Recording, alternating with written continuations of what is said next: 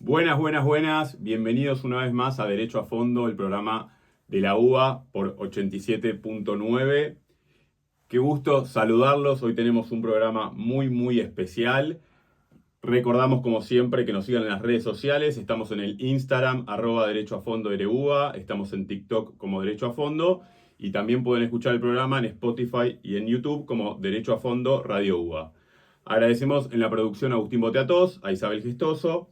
En la operación hoy nos toca Nara Agüero. En la coordinación general a Clara Sirven. Y anticipo desde ya que hoy va a ser una entrevista muy especial porque el invitado así lo amerita. Así que si les parece, arrancamos. Continuamos en Derecho a Fondo. Hoy tenemos el honor de recibir a un verdadero protagonista de la historia democrática argentina. Su carrera es un testimonio de compromiso inquebrantable con la ley, la justicia y la consolidación de nuestras instituciones.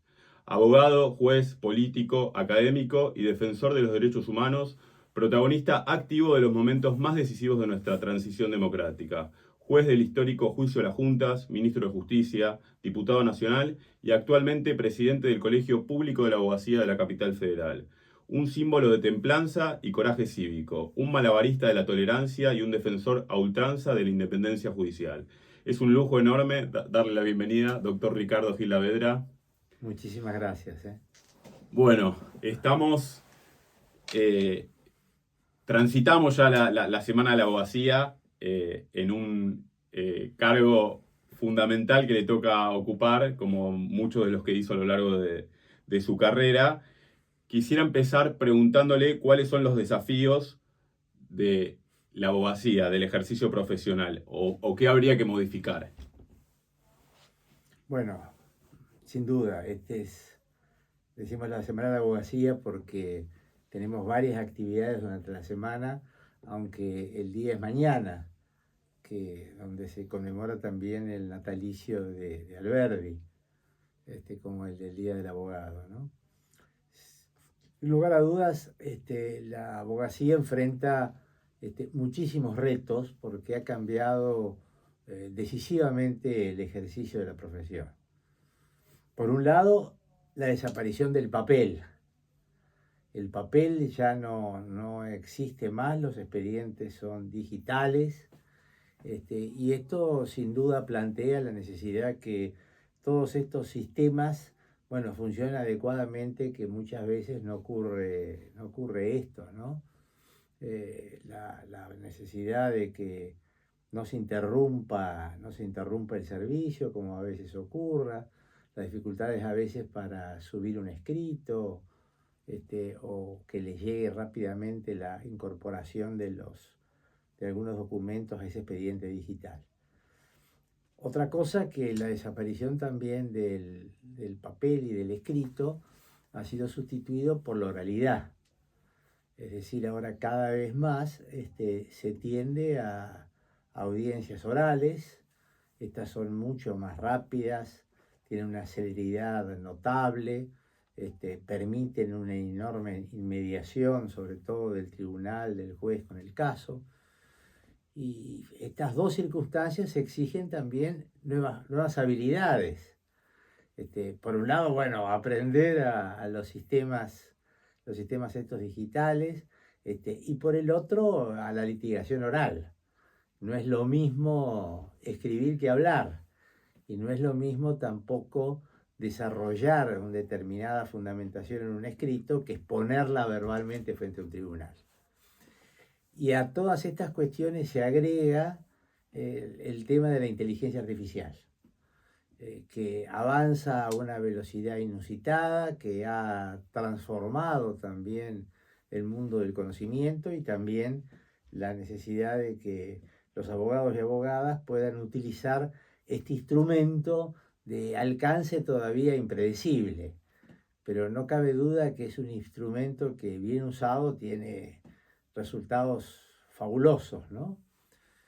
Por cierto, esto me parece que son los desafíos más notables, más allá de las cuestiones de contexto, que esas se vinculan con la situación general del país, a la cual la abogacía tampoco está ajena. Y por cierto, Esto plantea que en muchos casos no es sencillo para los abogados y abogadas el obtener casos, el poder mantenerse con el ejercicio de la profesión. ¿Tiene la sensación de que es más difícil ejercer hoy la abogacía que hace 30, 40 años? Creo que sí, creo que sí. Sobre todo porque hace 30 o 40 años me parece que las reglas eran más simples, más sencillas. Uno iba a los juzgados, hacía las colas, bueno, sobre todo para los chicos, ¿no? Que parece un mundo, unas colas enormes para llegar ahí a la mesa de entradas y ahí, bueno, pedir el expediente, que los empleados tuvieran que darse vuelta, buscar el expediente, si no, no está en letra, está despacho, entregar cédulas para confrontar, en fin, otra cosa totalmente distinta, pedir hablar ahí con el secretario, con el oficial primero para un determinado despacho. Estamos caminando ahora hacia las mesas de entrada estrictamente virtuales, ¿no? Bueno, segundo mandato en el Colegio Público de la Abogacía, presidiéndolo. Obviamente hay un montón de avances que se hicieron, capacitaciones constantes que a mí me consta, y un hito también muy importante que tiene que ver con que el colegio se incorporó nuevamente a la FACA, ¿no? La Federación Argentina de Colegios Públicos. ¿Qué importancia le merece? Bueno, yo creo que era muy importante unificar la voz de la abogacía para fortalecerla. Una abogacía unificada me parece que tiene mucho más fuerza. Por otro lado, la posibilidad de intercambiar experiencias ante problemas comunes y una cuestión, me parece que es elemental.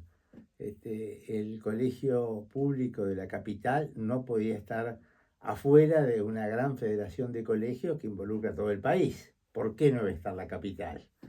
¿Por qué no iba a compartir con sus hermanos colegios de otras provincias sus experiencias, sus posibilidades, sus iniciativas, sus proyectos? A mí me parece que esto es elemental. Nunca debió haber seguido el colegio de la FACA, ¿no? Sobre todo para lo que es la defensa de las incumbencias del abogado, ¿no? Pareciera ser que está todo sujeto al mercado y pareciera ser que se quiere poner en la ecuación al abogado como un costo más, como algo que se podría suprimir. Digo, qué importante el rol del colegio público junto con la FACA para la defensa de las incumbencias de los abogados. Bueno, sin duda. Últimamente ha habido la embestida respecto de las sucesiones notariales, por un lado, los divorcios de un oficial administrativo, etcétera. Y bueno, junto con la FACA y los colegios de todo el país hemos defendido sin duda el trabajo de los abogados y abogadas, ¿no? Parece fundamental. Yo siempre digo, mi hermano, por ejemplo, se dedica a la informática. La informática es una profesión que a lo largo que uno se pasan los años y se vuelve más viejo, está más desactualizado porque siempre sale Sí, una claro. tecnología y por ahí el que está fresquito aprende lo último. Por ahí en la abogacía la curva es al contrario, ¿no? A medida que uno va ganando tiempo, experiencia, se va volviendo un mejor abogado. En ese sentido, ¿qué podría enseñarle un abogado ya consagrado a un abogado que recién está empezando? Ah, sí, a ver, sí, claro, uno va ganando experiencias con tropezones o con éxitos. Lo que yo diría, lo que vos señalaste al comienzo, y que me parece una de las primeras reglas de los mandamientos del abogado de Eduardo Couture, ¿no? Que es, nunca dejes de estudiar. El abogado que deja de estudiar cada día es menos abogado, decía Couture. Porque el derecho se va transformando, el derecho va cambiando, porque van cambiando las realidades sociales, se van dictando nuevas normas, hay nuevos conflictos. Y el abogado tiene que estar constantemente actualizado, porque ten en cuenta que, a ver, el derecho tiende a regular las relaciones sociales de manera pacífica, que puede haber una solución de los conflictos de una sociedad a través de un mecanismo pacífico. Y ese instrumento es el que maneja el abogado. El abogado, la herramienta de trabajo del abogado es la ley, con lo cual tiene que conocerla y estar permanentemente actualizado. Lo que yo diría, bueno, la actualización permanente. Después no dejar de lado las convicciones, porque me da la sensación que todos los que hemos seguido la carrera de abogacía tenemos un ideal de justicia. Por eso nos hemos involucrado en la defensa de los derechos. El abogado lo que hace es defender derechos. Y por cierto que este ideal de justicia, que yo creo que está en el ánimo de todos los abogados y abogadas, bueno, no debe ser traicionado. Yo les diría que no traicionen sus convicciones, que sigan siempre adelante. El ejercicio de la profesión sin duda que tiene sinsabores, pero también muchas alegrías. Hay muchas veces que cuando uno puede solucionarle un problema vital a alguien, bueno, esa es una satisfacción indescriptible, ¿no? La sensación de que se ha hecho justicia. Me quedo con esto del ideal de justicia y bueno, es una pregunta que uno se hace a lo largo de la carrera y por lo menos yo me la sigo preguntando, ¿qué es la justicia, no? Si la justicia es lo que un juez decide en una sentencia o en definitiva la justicia es algo más que por ahí, no sé, cuesta definir. No sé si usted tiene una definición de eso. Bueno, hay una larga historia atrás de la cuestión de la justicia, si esto depende de reglas morales y depende de las reglas de derecho positivo, si las reglas de derecho positivo tienen que ajustarse a determinado modelo moral, las antiguas definiciones del sum cuique tribuere, dar a cada uno lo suyo, ¿no? Que son las reglas de equidad. Sin duda que el derecho positivo trata de ajustarse a determinados modelos morales. Eso no cabe ninguna duda. Pero también de que las normas, bueno, pasado este rasero de legitimación, bueno, son las que tienen que tratar de alcanzar este ideal. Eso es tarea del legislador. Y en este sentido, Ricardo Gilavera, recordamos que ha pasado por los tres poderes del Estado. Si uno tuviera que modificar la justicia o mejorarla, que siempre todo es perfectible, ¿desde qué poder habría que hacerlo? ¿O cómo debieran articular los poderes, el poder judicial, el poder ejecutivo, el poder legislativo, para lograr una mejora de justicia? Depende de los tres poderes, ¿no? Sustancialmente creo que del legislativo y del judicial, aunque también del ejecutivo, que tiene también iniciativas parlamentarias. Por supuesto que mejorar la administración de justicia pasa por distintas dimensiones. Uno tiene que ver con la manera, con la rapidez, con la prontitud con que uno puede resolver los conflictos. Y esto tiene que ver estrictamente con las reglas de procedimiento que se apliquen. Tiene que ver también con que los que resuelven ese conflicto sean honestos, imparciales y objetivos. Esto tiene que ver con la independencia judicial. Yo creo que es una tarea de los tres poderes. La justicia tiene que buscar constantemente cómo se relegitima, porque no es cierto que la justicia es indiferente a esto. Los jueces tienen que comportarse como jueces para que la gente crea en ellos. La legitimidad de la justicia no depende de una elección popular, sino de la confiabilidad, de la credibilidad que despiertan sus decisiones. Para lo cual el juez tiene que estar muy atento a que constantemente tiene que relegitimarse frente a la sociedad. Y desde ya los poderes políticos yo creo que tienen que tener como una muy fuerte aspiración el tutelar y el fortalecer la independencia. hay una tentación muchas veces por parte de la política hacia el juez propio, el juez adepto, el juez con llegada.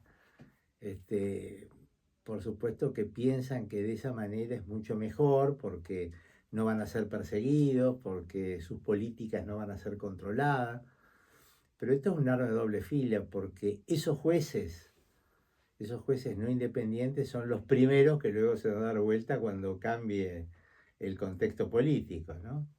Por lo tanto, me parece que, y sobre todo en estos momentos en el cual la confianza en la justicia está tan deteriorada, tan devaluada, este es un problema serio y creo que todos deberíamos trabajar en procura de restablecer esa credibilidad perdida.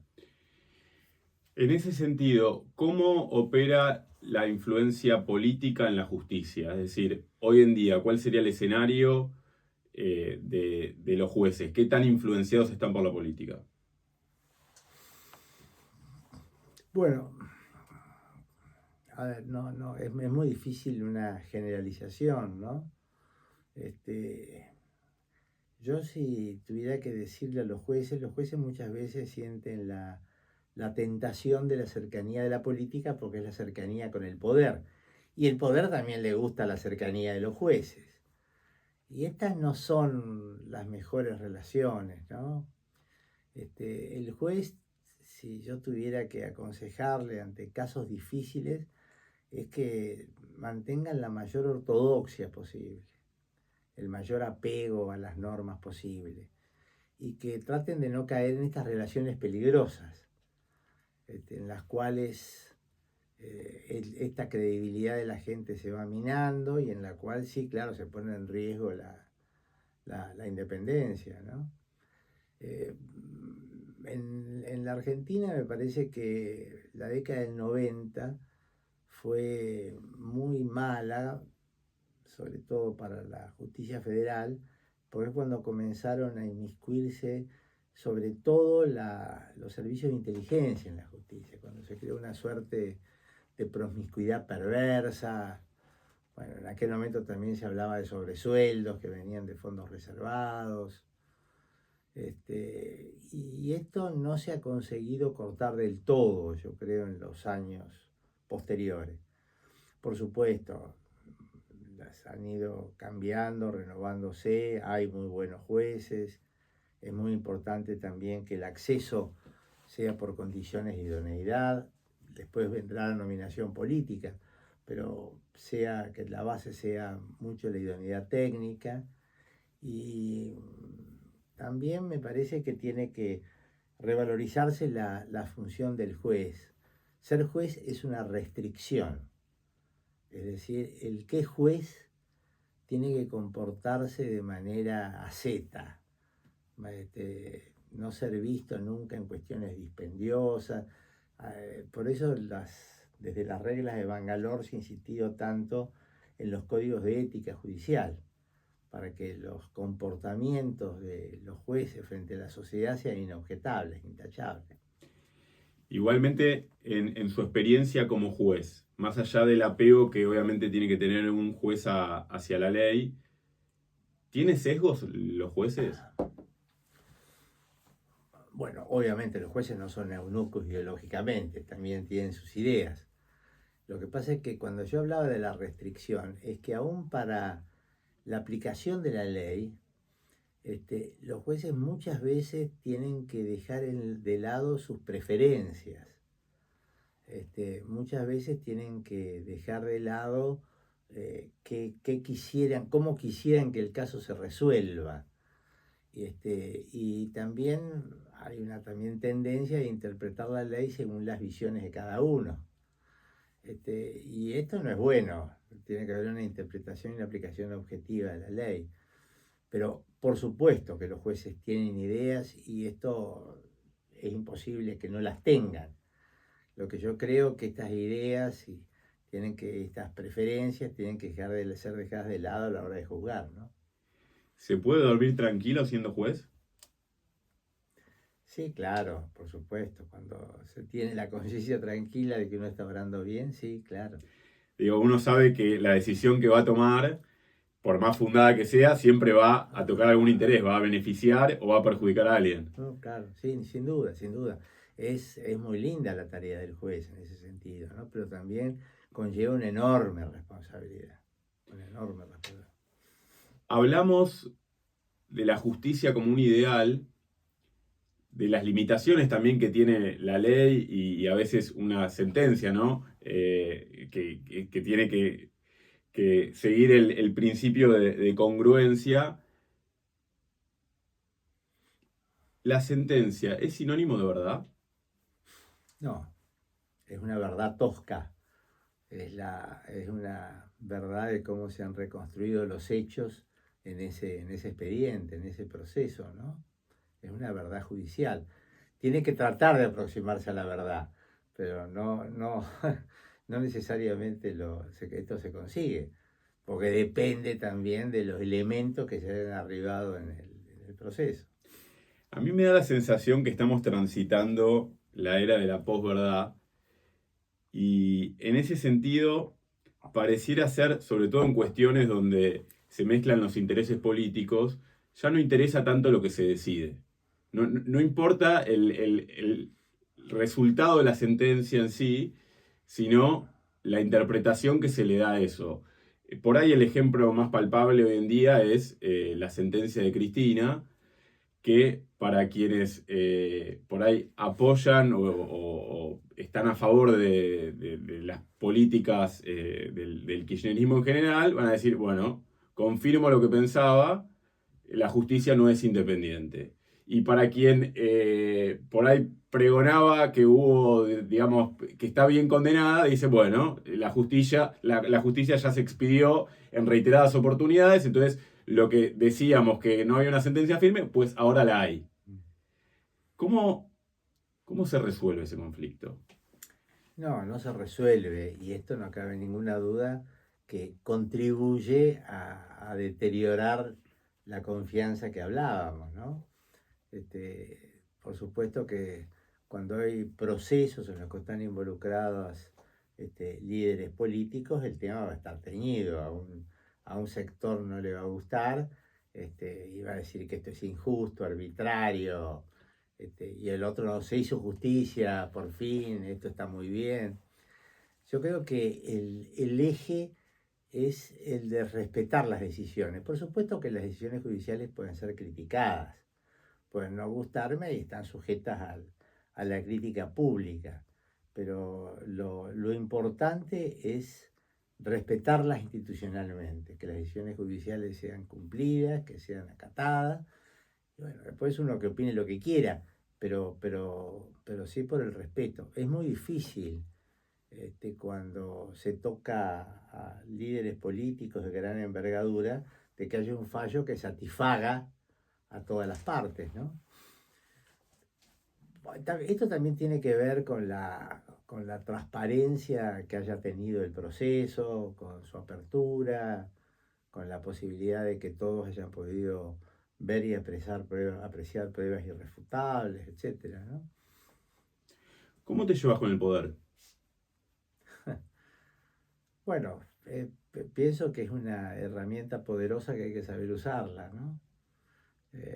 No, nunca he tenido tampoco demasiado poder, cada uno en su quintita, ¿no? Este, He tratado siempre de utilizar lo mejor posible. ¿Y cómo lo entendés o cómo se construye ese poder? Las relaciones de poder, ¿lo ves como algo que circula, como diría Foucault, o es algo más que se lo tiene, no se lo tiene?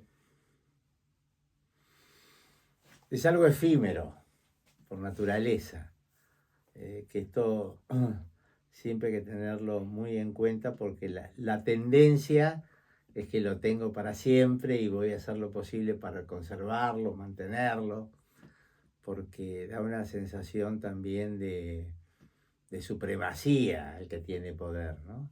Y es accidental, es efímero, es precario. Lo importante es que utilizar el poder para poder llevar adelante transformaciones, ¿no? Esta me parece que es el sentido positivo y útil para hacerlo mejor para el bienestar general.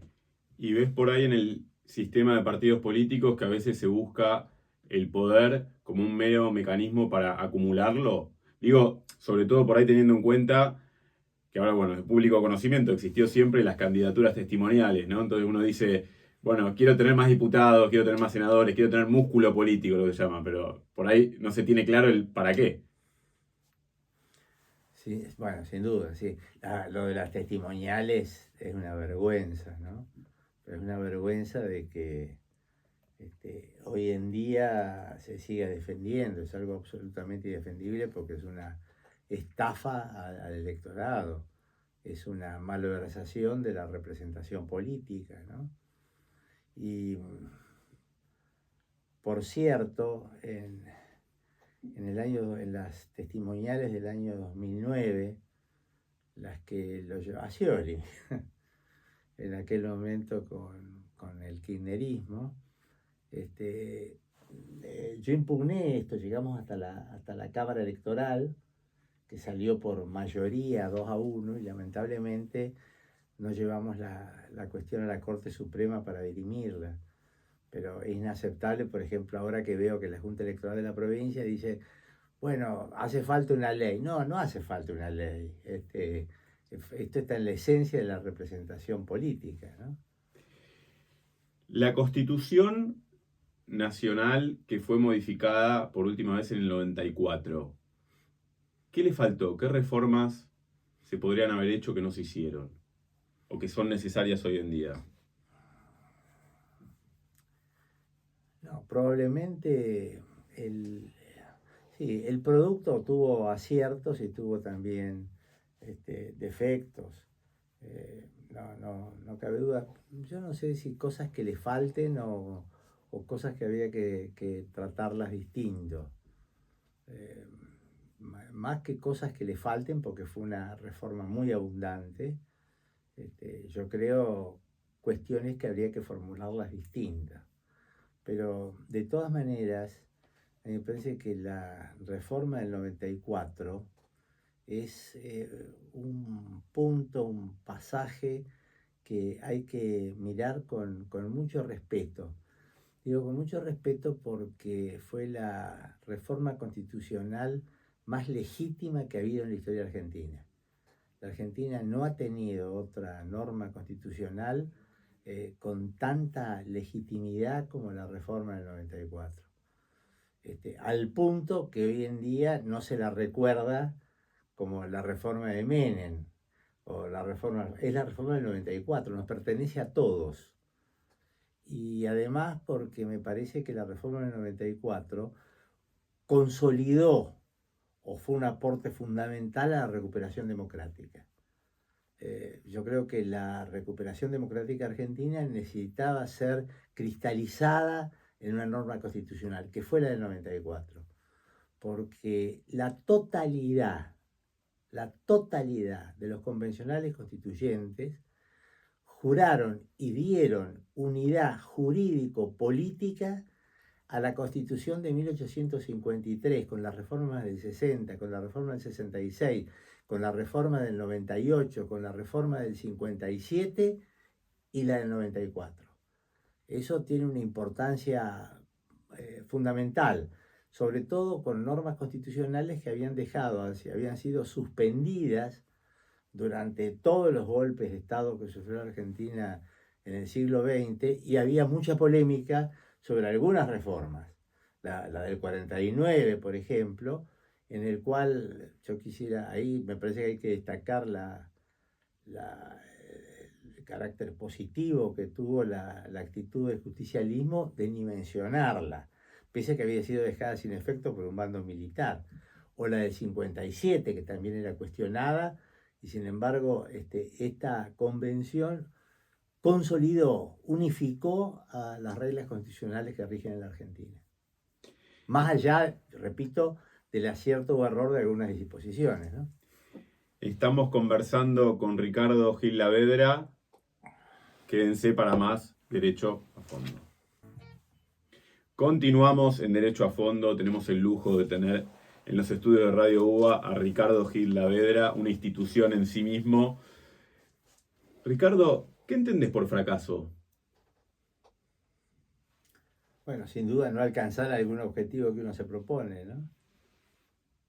¿Es inevitable en el recorrido de la vida? Por supuesto, por supuesto.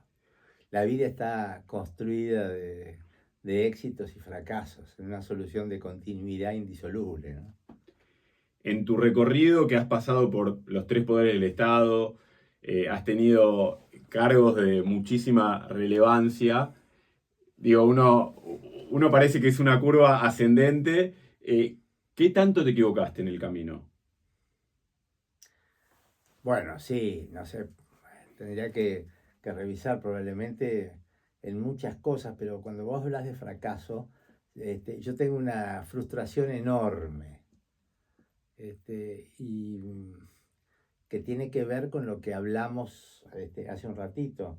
Mi frustración es no haber podido ser convencional constituyente en el 94, pese a que yo trabajé enormemente en la última parte del gobierno de Alfonsín, en procura de la reforma constitucional, bueno, y en el Pacto de Olivos. Yo soy Pacto de Olivos puro, con lo cual la consecuencia natural y mi aspiración y mi deseo, y era una cosa para la cual me parecía que era lógico que sucediera, era ser convencional constituyente. Y bueno, ahí lo que se cruza es que es la política, que no siempre es lineal, ni sabe de merecimientos, ni de cuestiones objetivas, ¿no? ¿Es amarga la política en cuanto al resultado si uno espera algo de ella? Sí, en política nadie te regala nada. Uno tiene que hacerse su propio camino y tiene que luchar para eso, ¿no? Es decir, no es que la política reparta los merecimientos de modo espontáneo. Este, en ese sentido se trata de una confrontación dura, ¿no? Me quiero meter con un tema que tiene que ver con la tolerancia. Vos sos un militante de la tolerancia y la convivencia democrática. ¿Cómo se compatibiliza esto con los discursos de odio?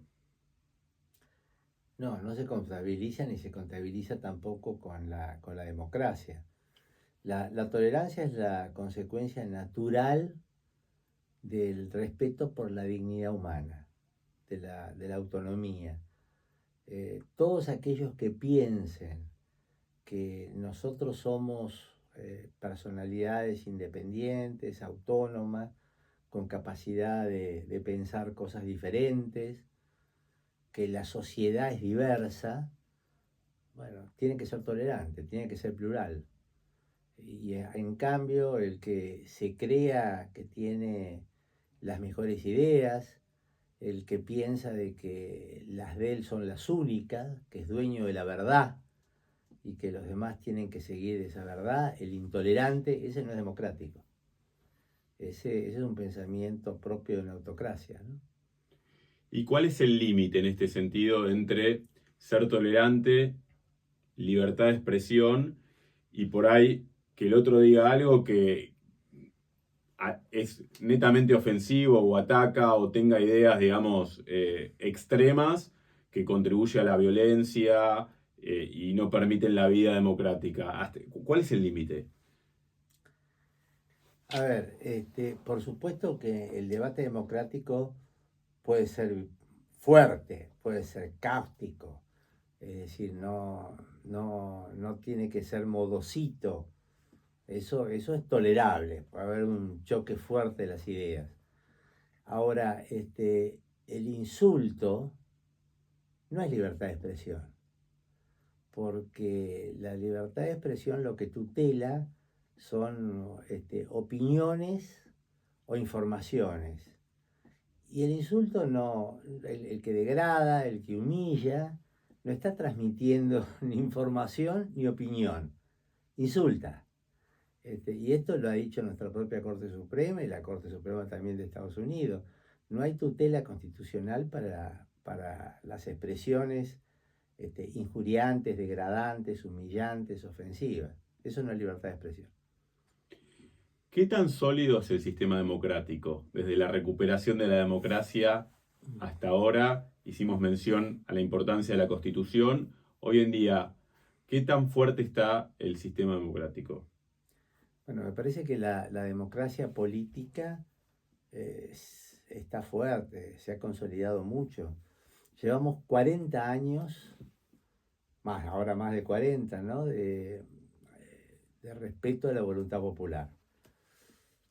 Durante estos 40 años el pueblo ha elegido libremente a sus representantes. En ese sentido, en lo que hace al corazón de un sistema democrático, que es la democracia política, las elecciones libres y competitivas, a mí me parece que están fuertes. Lo que probablemente no lo esté es el otro costado, que también forma parte de la democracia, que es el goce de los derechos. Porque la democracia no es solamente votar, sino también poder disfrutar de ciertos derechos esenciales que forman parte de la promesa democrática. Y ahí me parece que ahí ha habido también una defección, ¿no? También me parece que no hemos conseguido fortalecer un sistema institucional sólido, eficiente, ¿no? Ahí también hay otro déficit. Pero, como decía O'Donnell, en la medida que este corazón del sistema, que es elegir a una persona por un tiempo determinado, mientras esto esté vivo, siempre está abierta la posibilidad del cambio. Esto depende de la voluntad del pueblo. ¿Y sentís que la crispación en la sociedad o la polarización que va variando, digamos, de denominación, pero convivió con el nacimiento de la Argentina, siempre hubo cierta polarización? ¿No se le puede escapar a eso? No, a ver, sí, claro. En la medida de que uno tienda a imponer un pensamiento único, bueno, sí. A ver, no está mal tampoco la polarización como expresión en sí.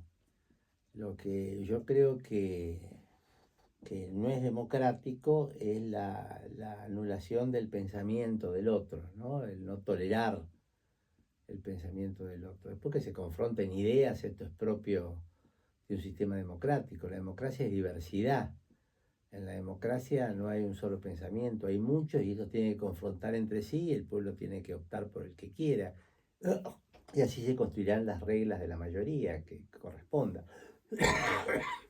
¿Tenés la sensación que a veces por ahí que haya un opositor, ya no un rival, ayuda también a definirse a uno?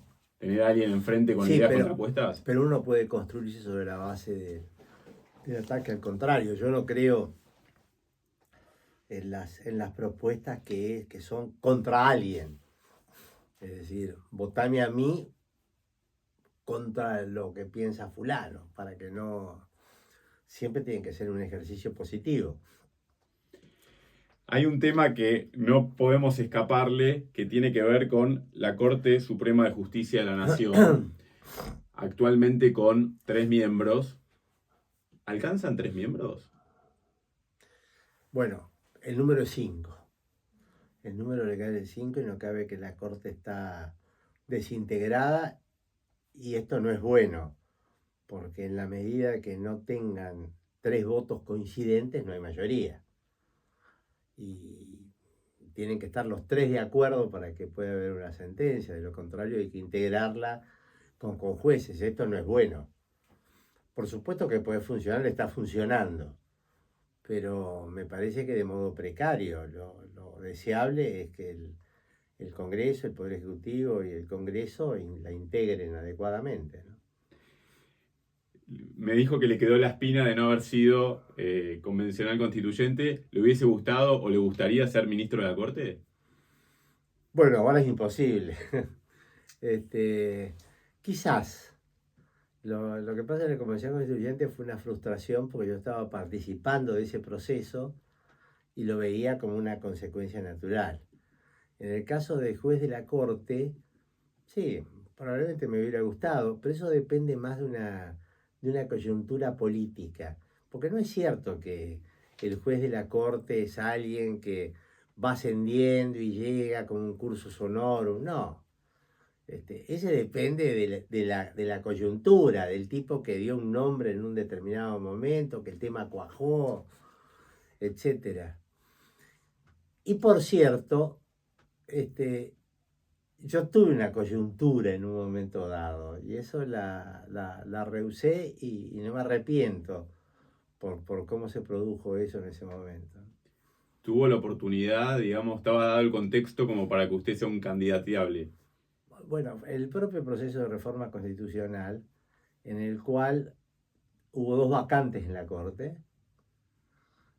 fruto también de las negociaciones políticas, etcétera, emergentes del Pacto de Olivos. Bueno, se produjeron en ese momento 2 vacantes y en ese momento los propios líderes del Pacto de Olivos, bueno, tenían los 2 nombres y a mí me ofrecieron en concreto. Y eso estaba la mayoría parlamentaria, estaba la voluntad, pero la rehusé porque pensé que siempre esas designaciones iban a ser hijas del acuerdo, hijas del pacto, es decir, que no nacían bien, no sé, no me gustó, no me arrepiento, pero si en ese momento yo decía que sí era. Qué título, ¿Eh? qué título que estás dando, Ricardo. Bueno, a ver, no preguntarle por el juicio de la Junta sería un, un- un flagelo. Has hablado por todos lados del juicio de las juntas. Por cierto, destacar tu rol que te tocó como juez. Lo que no he escuchado menciones por ahí a los juicios de Nuremberg, que si bien una junta militar, me gustaría saber qué destacás y qué criticás de los juicios de Nuremberg o qué te sirvió, si te sirvió de inspiración a la hora de actuar como juez del juicio a las juntas militares. No.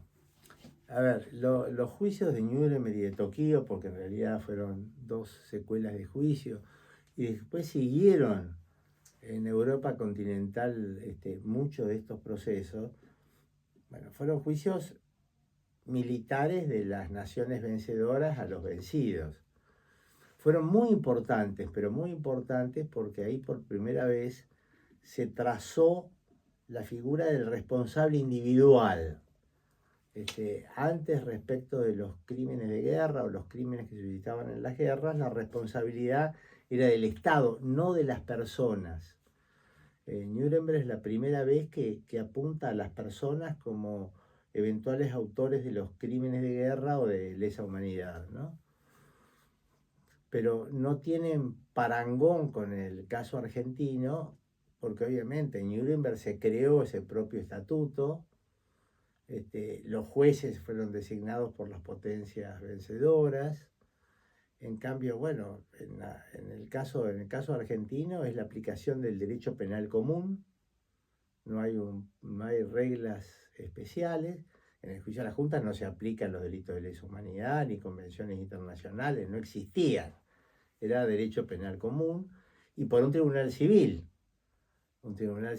preexistente también a los crímenes, no fue creado especialmente para esa coyuntura.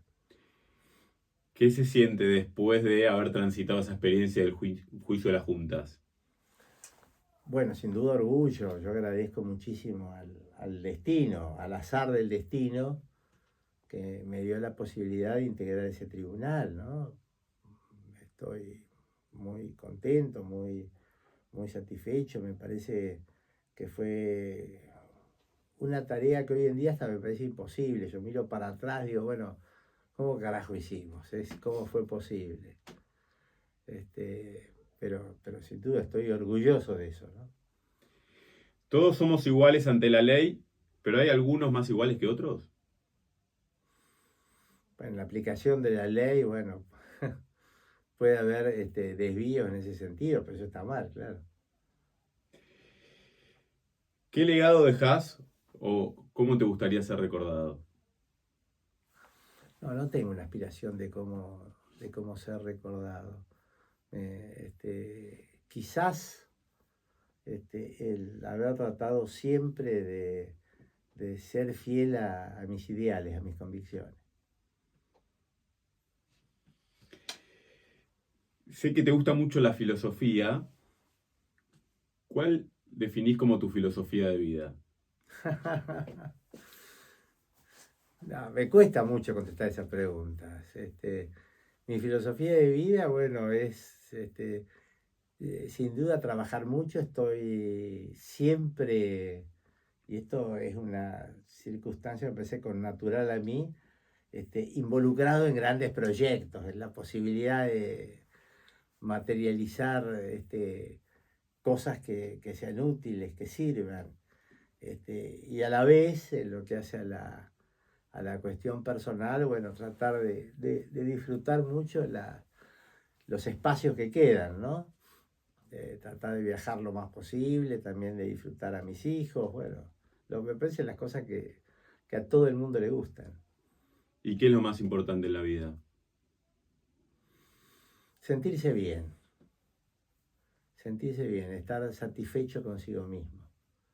No, yo no tengo reproches para hacerme. Y esto me parece que te da una tranquilidad espiritual importante.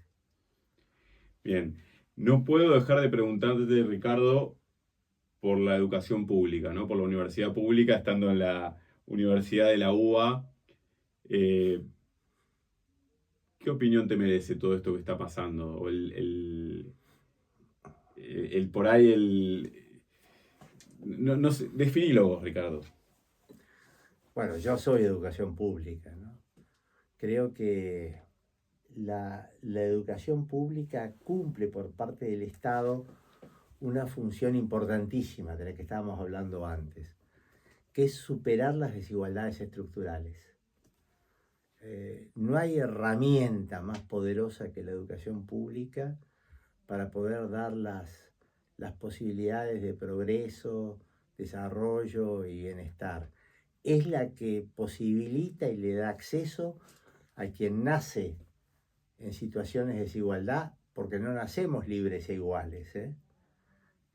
Nacemos en distintos hogares, con distintas posibilidades, y yo creo que es la educación la que permite el progreso individual y el progreso colectivo. Yo creo que la educación tiene que ser una de las grandes palancas que tienen todos los estados para progresar y desarrollarse. Qué bueno esto que decís. Digo, cristalizar que no somos todos, o sea, somos todos iguales, pero no nacemos todos con las mismas posibilidades. Y en este sentido, la universidad pública como un potenciador de las posibilidades de crecimiento. Y sobre todo una universidad pública que recoja esas banderas de la reforma universitaria del 18, ¿no? Una universidad pública que no solamente preste las habilidades y los conocimientos, sino también que tenga un sentido de pertenencia hacia la sociedad. Una universidad pública muy comprometida con el país. Que esto me parece que es el gran legado del 18, que no solamente en la universidad se adquieren conocimientos, sino también un compromiso solidario y cooperativo con la sociedad. Importante. Bueno, Ricardo, estamos llegando al final de la entrevista. Yo te quiero agradecer mucho. Me gustaría dejarte las palabras finales, si hay algo que quieras decirle a nuestra audiencia, en tu rol de abogado, has pasado por los tres poderes del Estado, eh, dijiste hace un rato que te sentís consagrado, por ahí dejar un mensaje para los que están empezando a recorrer este camino de la abogacía o que por ahí sienten que la vida es injusta, ¿qué se les puede decir? Sí, yo diría más que un mensaje, por supuesto a los abogados y abogadas, que es mi pertenencia, pero yo diría a todos, porque esto lo excede, ¿no? Es el seguir luchando por la vigencia del sistema democrático, porque tengamos una democracia más plena, con más oportunidades, con mayor fortaleza institucional. La democracia siempre es una aventura abierta, que hay que construir y lucharla todos los días, ¿no? Porque solo la democracia es el sistema que nos puede dar derechos y a la vez libertad, ¿no? Con lo cual, seguir peleando por esa aventura maravillosa que nació en 1983 en la Argentina. Doctor Ricardo Gilavera, muchas gracias por venir a Derecho a Fondo. No, al contrario, Gastón, muchas gracias a ustedes. Un gusto. Nosotros llegamos hasta acá. Recuerden seguirnos en nuestras redes sociales. El Instagram del programa es @derechoafondoLUA. Nos encuentran en TikTok como Derecho a Fondo. Estamos en YouTube y en Spotify. Si se perdieron el programa, lo pueden escuchar. Derecho a Fondo Radio UBA. Agradecemos en la producción a Agustín Boteatos, a Isabel Gestoso, en la operación a Nara Agüero, en la coordinación general a Clara Sirven. Mi nombre es Gastón Esmulevisi y nos reencontramos la semana que viene para seguir disfrutando de más Derecho a Fondo.